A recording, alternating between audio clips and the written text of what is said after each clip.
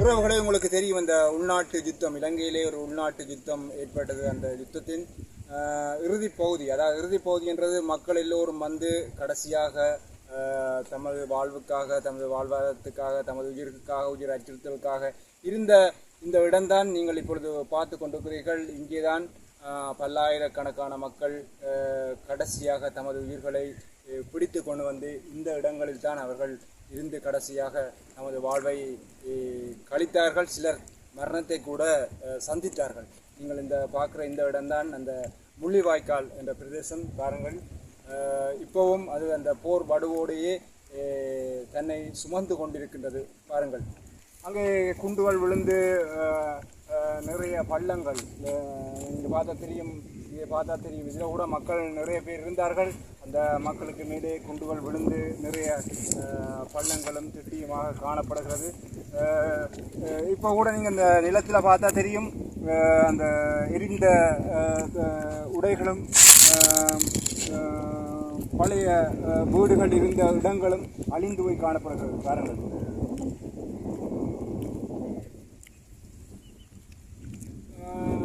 மக்கள் இந்த கடலில் தான் தமது குளிப்பதாக இருந்தாலும் சரி, தமது அன்றாட தேவைகளுக்காக அந்த நீரை பெற்றுக்கொண்டாலும் சரி, இந்த கடல்தான் கடைசியாக அவர்களுக்கு உதவி புரிந்த இந்த முள்ளிவாய்க்கால் கடல். அந்த கடலைத்தான் நீங்கள் இப்பொழுது பார்த்து கொண்டிருக்கிறீர்கள். பாருங்கள்,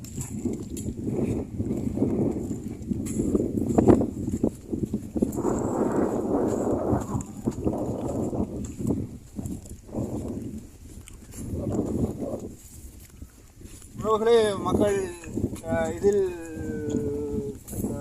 வந்து குந்திக் கொண்டு இருந்தாலும் இங்கு ஒரு வசதியுமே, அடிப்படை வசதி கூட இன்றி மக்கள் அல்லோலப்பட்டார்கள். நீங்கள் பார்த்தீங்கன்னா இந்த பாருங்கள், அவர்கள் பாவித்த அந்த பொருட்கள் தான் இங்கே இன்னும் அழியாமல் இதண்டாமல் இருக்கிறது. பாருங்கள்,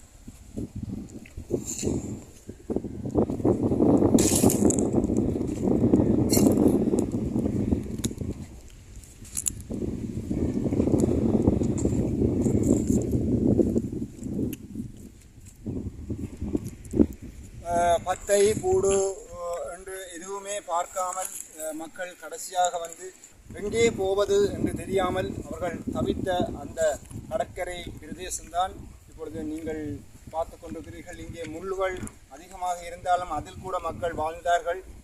அதில் கூட தமது உயிர்களை கையில் பிடித்த வண்ணம் தமது கடைசி காலத்தை கழித்தார்கள். அதிலே பல்லாயிரக்கணக்கான மக்கள் நமது உயிர்களை இந்த மண்ணில் தான் இழந்திருக்கிறார்கள்.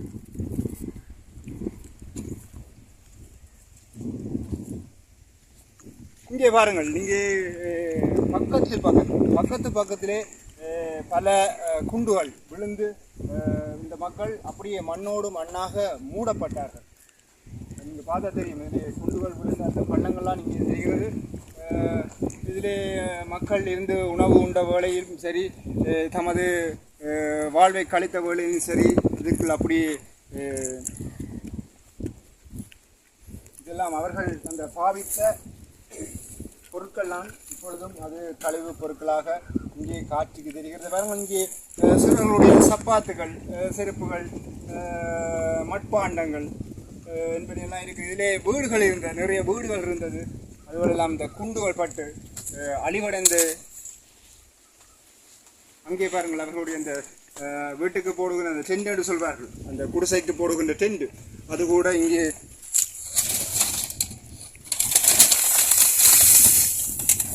அது அந்த வீட்டுக்கு போகிற டென்ட், அது அவர்கள் அப்பொழுது பாவித்த அந்த டென்ட் இப்பொழுதும் அது அப்படியே அந்த போர் வடுவோடையே வடுவை சுமந்த வண்ணம் இந்த மண் இன்றும் காட்சி அளிக்கின்றது. பாருங்கள்,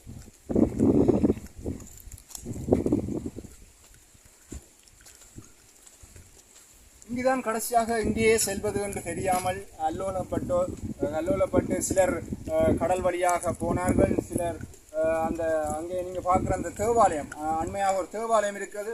அந்த தேவாலயத்திலே நிறைய பேர் உயிரை கையில் பிடித்த வண்ணம் போய் வாழ்ந்தார்கள்.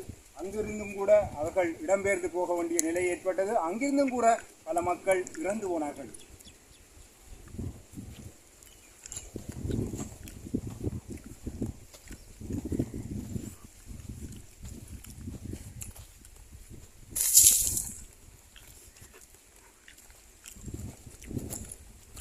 இங்கே இன்னும் நிறைய மரங்கள் இருந்தது, கலைகள், தென்னைகள் என்று பல மரங்கள் இருந்தது. ஆனால் யுத்த நடந்த காரணத்தினால் அந்த குண்டுகள் விழுந்து அந்த மரங்கள் எல்லாம் அழிந்து இப்பொழுது கொஞ்சம் மரம்தான் இதிலே காட்சியளிக்கின்றது.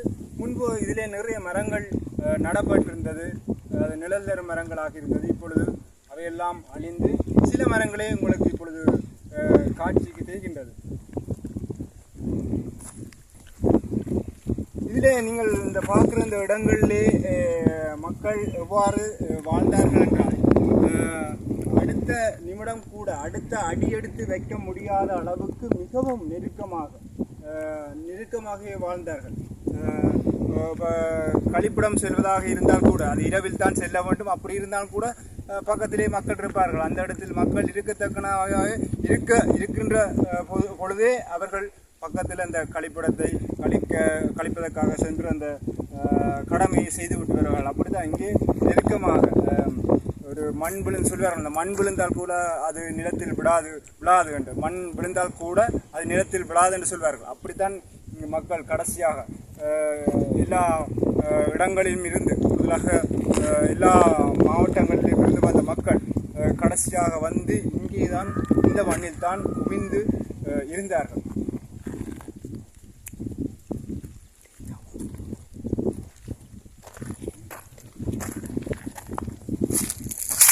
இங்கே நீங்கள் இந்த மரத்தை பார்த்தா தெரியும். இந்த மரம் இந்த போர் வடுவின் காரணமாக எத்தனை துளைகளை தாங்கி இருக்கின்றது என்று. இந்த மரங்களே இவ்வாறு துளைகளை, இவ்வாறு சன்னங்களை, இவ்வாறு குண்டுகளை தாங்கும் பொழுது மக்கள் எவ்வளவு குண்டுகளை, சன்னங்களை தாங்கி இருப்பார் என்று பாருங்கள்.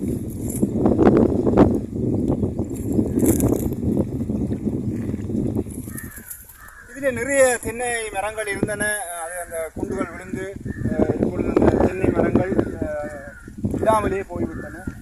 முன்பு இதிலே மிகப்பெரிய ஒரு தென்னன் தோப்பாக தான் காட்சி எடுத்தது. இப்பொழுது 1-2 தென்னைகள் தான் இங்கே தெரிகின்றது பாருங்கள்.